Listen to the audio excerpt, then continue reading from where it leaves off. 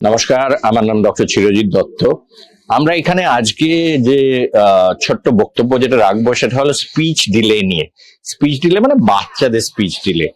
কথা বলছে কিন্তু একটু যেন মা বাবা ছাড়া বেশি বলছে না, বা একদমই বলছে না। সবাই আমরা প্রিটেন্ড করি, এটা এটা স্বাভাবিক। মা বাবার প্রতি মা বাবা, কেয়ার গিভার ইত্যাদি সবাই আমরা চাই না ওই ওই খারাপ জিনিসটা ভাবতে, যে কানে শোনার কি কোনো প্রবলেম আছে, তাই জন্য কি স্পিচ দিলে হচ্ছে। এটা আমরা সত্যি কথা বলতে কি এটা অ্যাভয়েড করি এবং প্রিটেন্ড করি যে না না ও তো শুনতে পারে, বলতে হয়তো দেরি হচ্ছে। মাল্টিলিঙ্গুয়াল তো এখন সব বাচ্চাই, মানে ইংরেজি বাংলা হিন্দি সবই চলছে, তো তাই জন্য কি দিলে হচ্ছে। সেটা হয়তো সেটাই ঠিক, আশা করি আমরা সেটাই ঠিক যে কোনো প্রবলেম নেই।